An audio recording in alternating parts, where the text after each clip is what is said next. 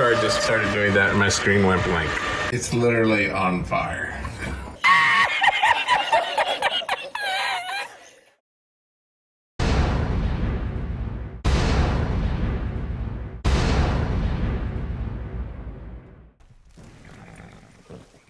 "2021 was yet another dire year for the mainstream video game industry, with some light relief mainly coming from indie studios. Given the way of the world, with so many people working from home, constantly windowing out and skiving off, thinking especially about developers there, you would have thought this would be the moment that AAA studios seized the day and hammered home victory after victory. Well, no. They did worse than ever. Basically, the pandemic could have been a gold rush for the video game publishers and developers. But instead of grabbing their beef jerky and camping gear and heading off to the hills to pan for gold, they all decided to head down to the lake and play circle jerks and rob anyone's supplies that weren't being closely guarded. 2021 was shit. And AAA publishers have no excuse other than pure, unmitigated greed when faced with a captive audience. But I will be making them pay for that in later videos. This selection is my highly personalised choices based on my experiences in 2021. And please note that my gaming year faced significant disruption this year and quite a few games slipped completely by me. So I can't stress enough, this is my selection of best games of the year. I would also like to offer this formal disclaimer. This video contains my opinions, and we may disagree, and that's just fine. I had this novel idea that people might like to hear opinions that were different from their own. Because, you know, if someone is only interested in hearing their own opinions, they could just stand in front of a mirror and talk to themselves, right? So yes, be warned, I will say many things you don't agree with, and if perchance you are the sort of person that gets angered by that, well, there is most probably a perfectly serviceable mirror in your bathroom, and perhaps you should head there to listen to yourself speak, and try and avoid the internet for the time being. Over the coming weeks, I'll be releasing a series of progressively grislier and more jaded awards videos, but today, at least we are focusing on the high points of the year. Allegedly. So welcome to 21Kilotons, Best Video Games of 2021. The nominations. Well, an honourable mention should of course go to Resident Evil Village and Returnal. Honourable mention is a deflecting way of me basically saying, apparently these games are really good, but I'm fucked if I had time this year to play them. But enough people slid off their seats and made high-pitched, squealing, excited noises about them for me to at least mention them in the list, because it's a hell of a lot less work than dealing with the crying and temper tantrums in the comment section later. People I know and people in the comment section have raved about these games, and I will take it on good faith that they are not all meth addicts. Chernobylite. Gritty, hardcore. Chernobylite is a worthy entry in the sci-fi horror, post-Chernobyl disaster-based survival game genre. And let's be honest here, that is basically a genre in its own right now. Chernobyl has assumed an almost religious and spiritual status in sci-fi culture, and the radiation zone has assumed mythical and transformative properties in popular culture. I mean, it's just fucking radiation. It destroys your DNA, burns your skin and makes your face fall off. But I guess we should never let facts get in the way of a good story. In Chernobylite you scuttle around the irradiated, mutated ruins of Pripyat, scavenging, fighting, stealthing, advancing the plot, crafting guns like a Kabul marketplace stall, doing sci-fi stuff and wondering if anyone will ever fix that fucking rusty Ferris wheel, because you know rich Western extreme tourists would pay beaucoup dollar to take a ride on that motherfucker, even if the surcharge they paid was inhaling the odd bit of plutonium and having their genitals battered with gamma radiation emitted from the glowing seats. Chernobylite is a genuinely fascinating take on the post-apocalyptic-ish video game that combines survival mechanics, combat, base building, RPG elements, and some rather interesting progression dynamics that frankly outshines Deathloop. That's a clue, but I ain't saying anything else. It does a great job of balancing the first-person shooter elements with the base building, character and gear progression, and a rather clever science fiction story to boot. It's a mission-driven survival game in a sense, and I was personally pleasantly surprised. It's a bleak, genuinely creative game that feels surprisingly original despite it leaning on the Chernobyl mythos and well-established primary game mechanics. Be warned, at times this game is bleak to the point of being slightly melancholy? I guess the best way to put it is this. Fallout universe, despite its grimness, has an underlying tone of optimism. Chernobylite, despite its grimness, seems to relish in the underlying tone of pessimism. When you get back to your player housing in Fallout, you generally feel happy to be back in your cosy little dive. In Chernobylite, I found myself getting back home and mouthing the words, "Right then, I'm back here at this shithole." It's purely a matter of style and taste. My point is, be warned, this game is quite dark and sinister, and doesn't pat you on the bum and give you little tummy rubs. But it's a damn fine game regardless. Made by Polish developer Farm51, who started out originally doing outsourced work for other studios, notably including The Witcher 2007, Chernobylite is a must-play game for anyone who is a fan of sci-fi, radiation burns, and shitting your pants in dark basements. Deathloop. It was 2021 for fuck's sake. A blaxploitation game with no microtransactions that ran semi-functionally at launch, wasn't packed with woke bullshit, and had a vaguely interesting plot and art style makes it onto the fucking nomination list these days. Because yes, the bar is set that low. How the video game industry has fallen into decline.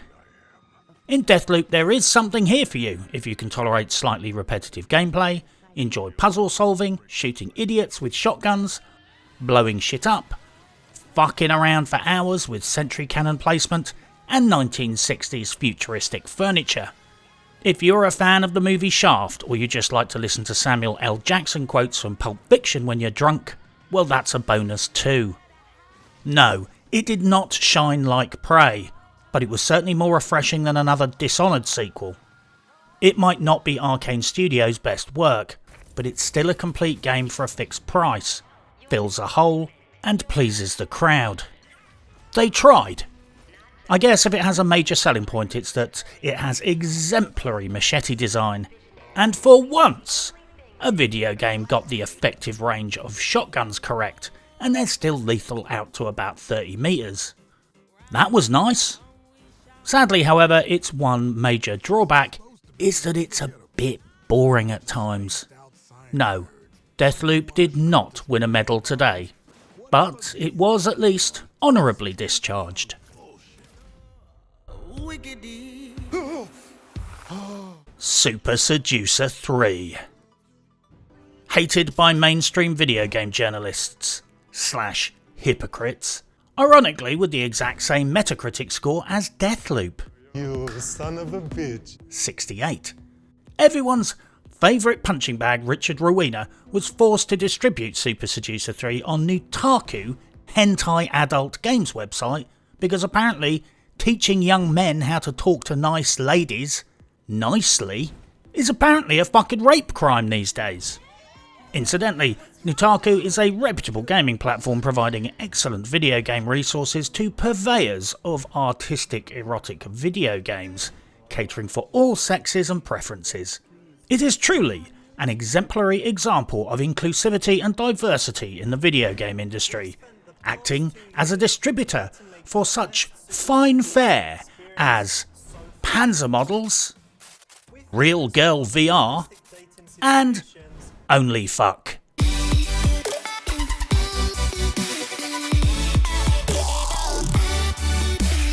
Seriously guys, I got no clue how safe this website is, but I used my special porno credit card for this purchase, and so far so good. But yes, caution is advised until such time either you or I can vouch for the fiscal security of this website.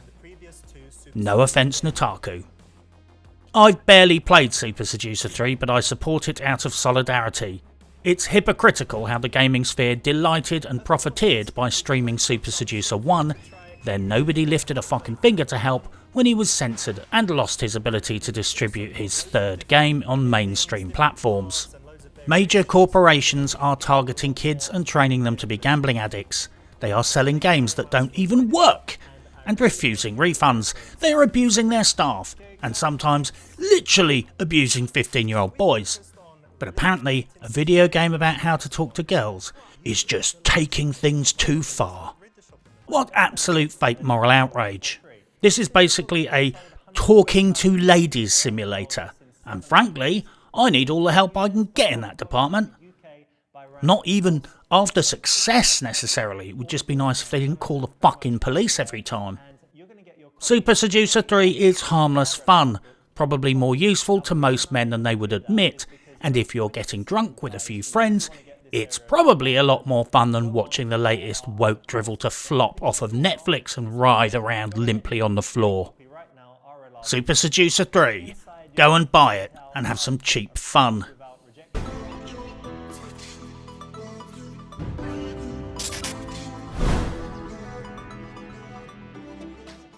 Medieval Dynasty. Do you like mixing clay with shit and rubbing it into walls with your bare hands? I do. Do you like spending whole in-game days looking for berries and delivering them for a quest? Do you like spending hours chopping down trees, then having your axe break, then making another axe, then chopping down more trees, and then spending hours running them between the woods and your shithole shack because you chose a really stupid place to build your village? Okay, well, then maybe not. Medieval Dynasty is certainly not for everyone, but it is a perversely enjoyable hardcore base building resource management RPG indie game with a little light story action thrown in for good measure.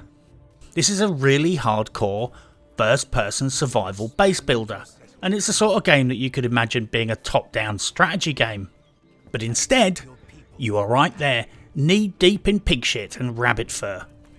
It's hardcore, slow, unforgiving, but strangely obsessive. The top shelf chinking mechanics on the log huts alone gets this a nomination. This game is brutal, hard work, slow paced and definitely not boasting universal appeal, but it is strangely good fun. Sure, the story is a bit wordy at times and you spend a lot of effort running around with logs, but there is something here. I think 35 quid is a bit steep, but that's what Steam sales are for, right? So stick it on your wish list. But if you're looking for an OCD medieval time sink, where you can suddenly find yourself freezing to death in the winter because of mistakes you made in the autumn, and then you have to start the whole fucking playthrough all over again, then Medieval Dynasty might be the time sink video game that you've been looking for. Now time to take things into your own hands. Amazon's New World. I would struggle to describe New World as having a perfect launch, and I will reluctantly concede that the game came with a few minor flaws. All data was held client-side, so exploiting and cheating is entirely unstoppable. PvP is completely fucking broken. Most of the endgame was missing or completely balked. The in-game economy totally collapsed. Certain critical items for progress didn't drop in the game ever. The servers were massively oversubscribed. The queue times were so horrendous, in the first few weeks you had to queue and come back 4 to 8 hours later to see if you were in the server. People couldn't get back to their original characters, so kept having to restart with new characters on new servers. It could override the safety presets on your hardware and overvolt your high-end graphics cards to the point where it would become literally red hot and then catch fire. Not kidding, not exaggerating. And then due to some or all of the above, the entire player base collapsed and then everyone fucked off to play Final Fantasy XIV. So yes, New World's launch could possibly be described as a fucking disaster.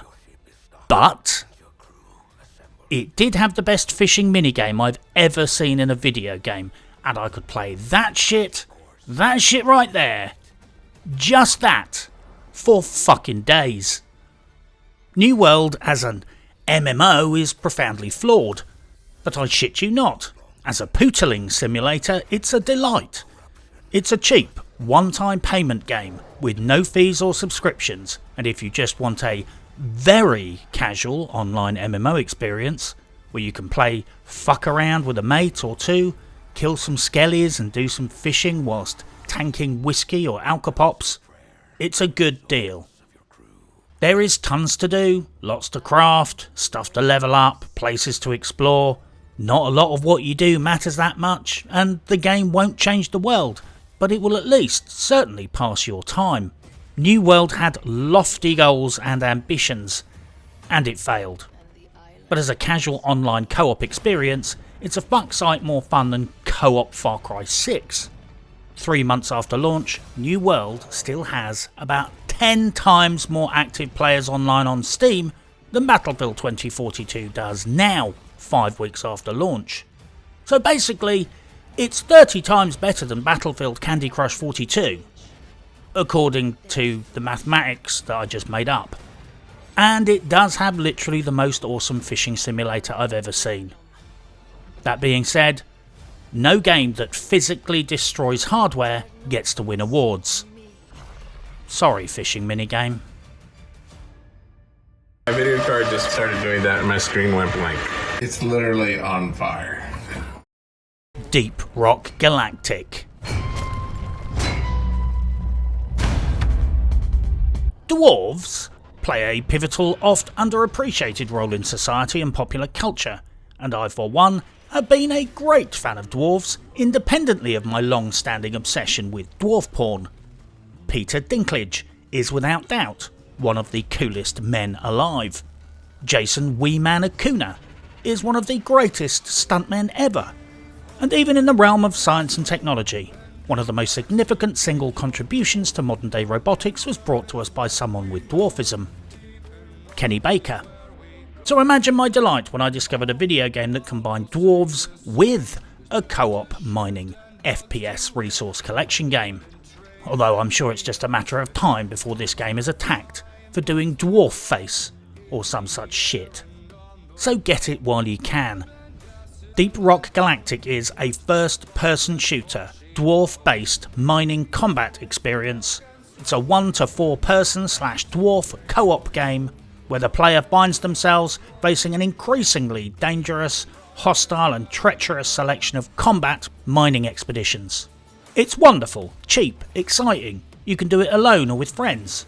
It basically raised the bar on early access games and how it should be done. In fact, these guys prove that you can make a decent game, charge a fair price, make profits, and have happy customers. Marvellous.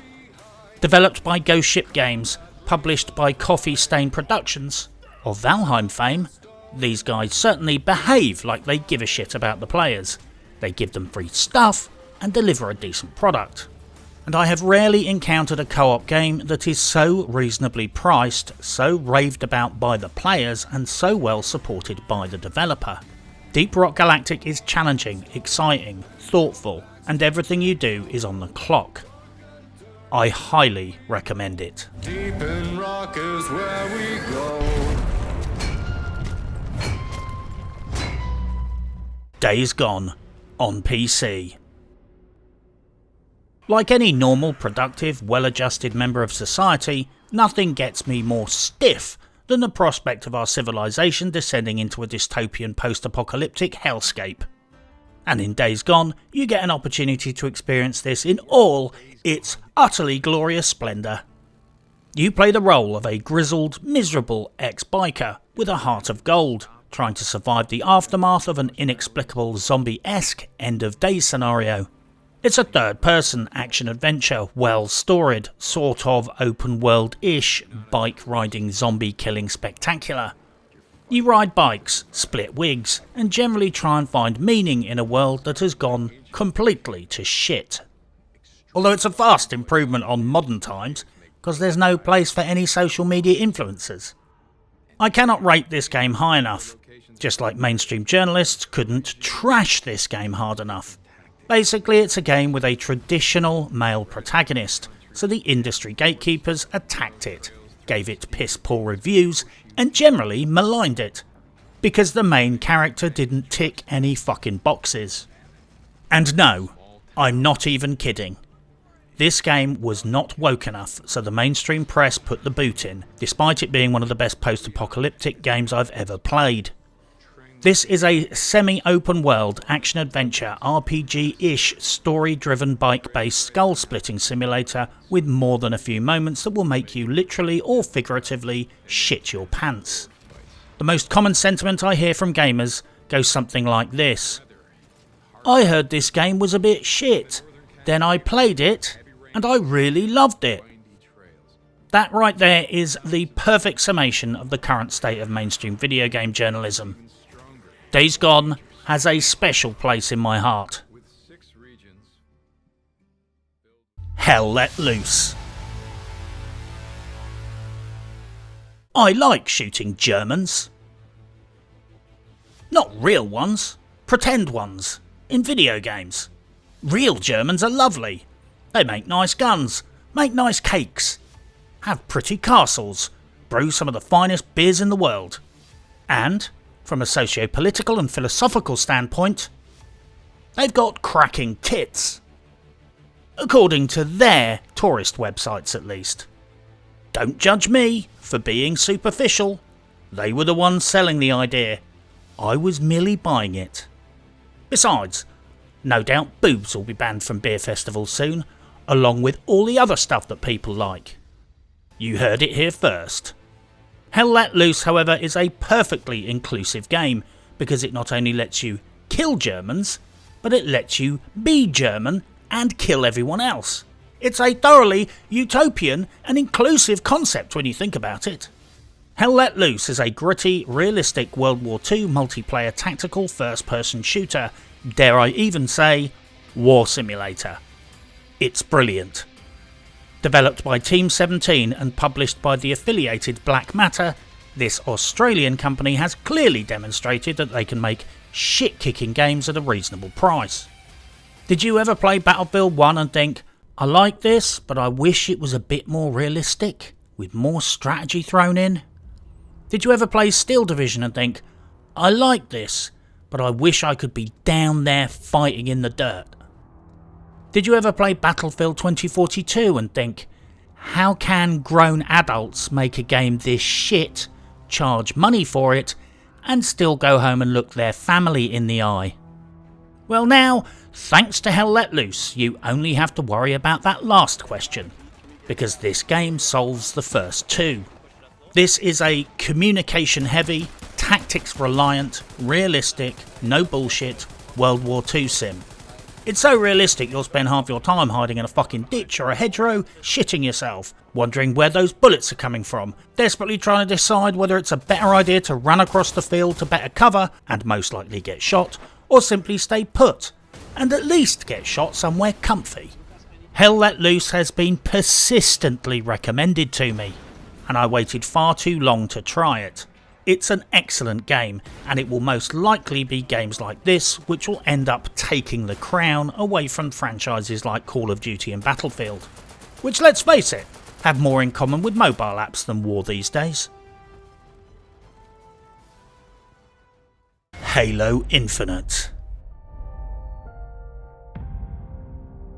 You guys probably know more about the saga of Halo and Halo Infinite than I do. Personally, being an Oberstleutnant and recipient of the Knight's Cross with oak leaves and sword in the PC Master Race, I came to this party rather late, only recently playing through the early Halo games. I cannot begin to imagine the awestruck reception these games received back in 2001, and the sequels as they came out over the following years. Playing them in 2020 was a bit, okay. I appreciate that it does not do the game justice to arrive late to the party and then try and play the entire franchise back to back in a marathon session 2 decades later. But I appreciate the religious status this franchise has accrued over the eons, even if I don't quite get it myself. Halo Infinite was fine. It's got buttons, and it's got guns. It works, finally, and it's pleasant enough. It's got a grappling hook attachment, so I guess that was worth waiting for. Maybe. This all being said, I fully appreciate that Halo is for some people a religion, and for some people it will be part of their personal gaming journey. I'm not talking about fanboyism, I'm merely saying that what you see in this game may in large part be dictated by your personal relationship with the Halo franchise. It's like the second Matrix movie. If you're a huge fan of the first film, and you like the mind-bending philosophical can of worms they opened up, then The Matrix Reloaded will be an awesome film, and you will see philosophical inferences and shadows of meaning, whether they are there or not. However, if you only like the first Matrix film because of the guns and seeing Carrie-Anne Moss in skin-tight plastic suits, The Matrix Reloaded will be a bit boring, because you don't get to see enough of Carrie-Anne Moss's arse.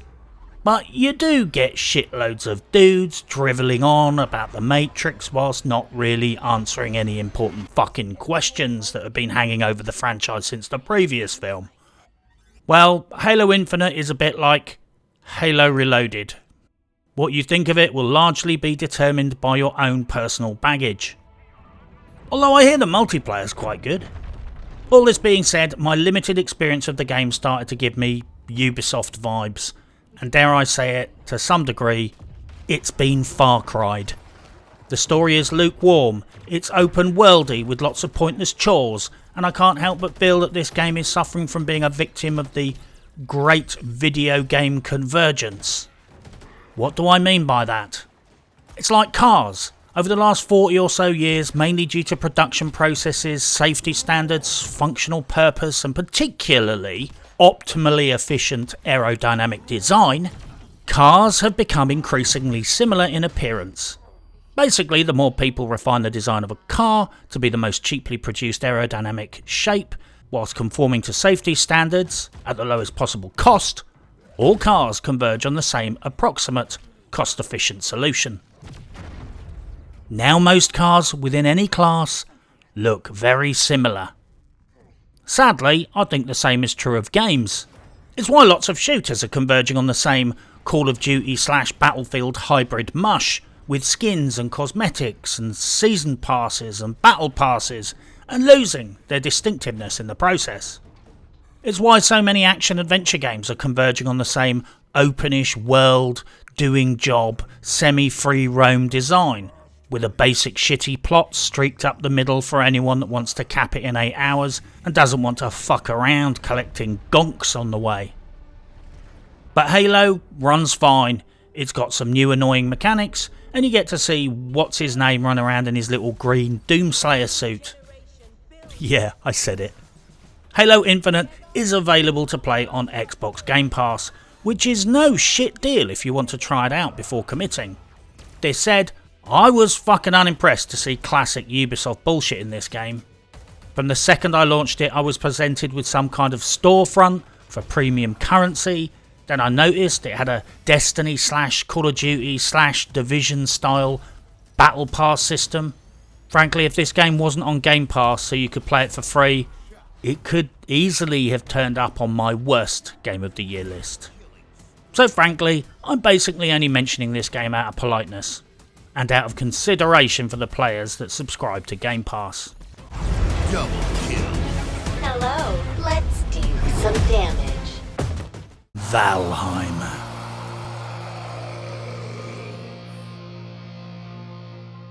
Well, nobody wins a cookie for guessing that my personal game of the year in 2021 is Valheim. While still technically an early access, even in its current state, for the humble asking price of 15 quid, this game will whisk you, and possibly your friends, away to a mythical Norse spirit realm time sink that will most likely suck away most of your free time for many months to come. You spawn into a vast open world with different types of biomes, where you have to gather resources, make tools and kit, kill pigs, build, tech up, kill more pigs, grow stuff, craft increasingly powerful armour and weapons, and make increasingly bigger boats, in order to explore, colonise and eventually conquer this world. Much wood chopping, mining and killing of pigs will be done this day. The game is an absolute fucking delight, and very much what you want to make of it. You can prosecute a straight line of attack towards locating the bosses you need to vanquish sequentially, or do what many OCD gamers like myself do, and spend weeks or months just fucking around, building endless, oversized, pointless and largely redundant bases on every single island you find, then joining the dots with incredibly labour intensive and time consuming road systems, only to immediately head off to another island to repeat the whole process all over again for no reason you can justify to yourself or anyone else. They struck a perfect balance here between objectives-driven gameplay, resource management, base building and balls-out sandbox world building. And you also have lots of stuff to kill. You have a tremendous amount of latitude regarding how you personally approach the game. It is not without its issues. Being early access, they have introduced a few changes that were not well received. Like the food buff changes that they seem to be semi-walking back, and the incredibly fucking cretinous landscaping changes that they did not walk back. And the subreddit and Steam forums feels more like a flat earth convention echo chamber than a place to share opinions. Seriously, there is a large group of fangirling simps on the subreddit that seem to think that healthy discussion and constructive criticism means aggressively attacking and insulting anyone that does not entirely worship the developers' fucking feet. The Steam forums are an even worse shit show, and when I monitored them for several weeks I discovered that some overzealous madman was deleting 20 to 25% of all posts virtually instantly.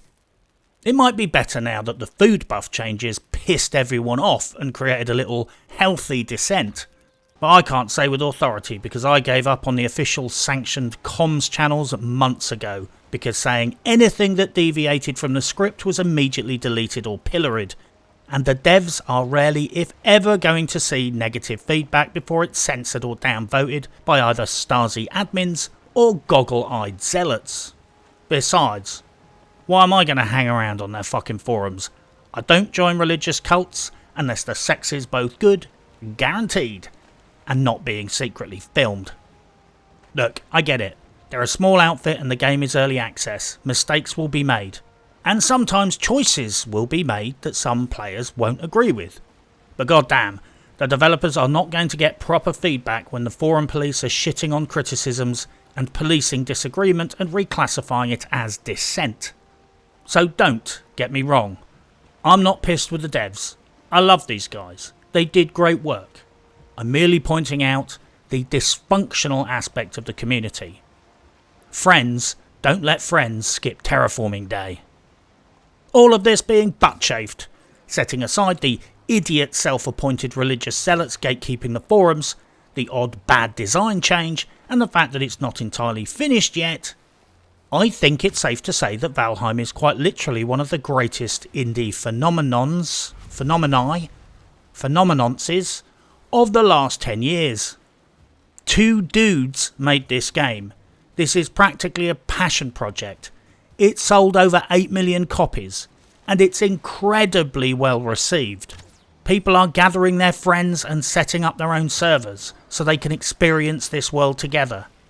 I fucking love this game despite its flaws, and it's one of the few games I've found recently where I could just disappear off for hours and hours and make stuff, kill goblins, and chop down thousands and thousands of trees, and then build giant bases. And I think the players have voted with their feet on this one. Setting all opinions and preferences aside, this is a small indie game that currently has nearly twice as many players online on Steam right now as Battlefield 2042. Christ, it's got about 50% of the player population of fucking Destiny 2. That right there is indie success. There is a simple, elegant beauty to Valheim. You find yourself in a strange new world, barely clothed, with no equipment and no shelter, and progressively you transform both yourself and the environment. It's a rags to riches story, really. It's exciting and scary at times, but balances that with the satisfaction and comfort of kicking back in front of the fire in your finely crafted fortress at the end of the day. Valheim is a rare thing to find these days. It is a thoroughly enjoyable game made by a couple of people who love games. It's cheap as fuck. It will take you on a journey. And unlike most video games in the current market, you will probably end up being slightly smarter and feeling slightly happier after playing it. Valheim is my official best game of the year 2021. And the Game Awards can go and fuck itself with a rusty pike. I think it says a lot about the state of modern video games when more and more indie titles are making it onto my list of best games of the year. I'm not someone with an indie game agenda. I've just found that if you're looking for good games, increasingly they're coming from mid-tier or indie developers. Frankly, these days if you just buy games based on hype, advertising and social media footprint, you'll be playing AAA shit all year long. I'm not some kind of indie game hipster twat. I don't assume games are just better or cooler because they're indie. I'm just noting that you can say that most AAA games are worse. And if you want to find interesting and quality video games that aren't lit up like a fucking casino trying to get you to gamble or pay money for content, well, you're going to have to get your hiking boots on and get used to wandering off the beaten track. The next video incoming is worst video game of 2021. And yes, this will be a fucking bloodbath. But for now, good luck and happy hunting.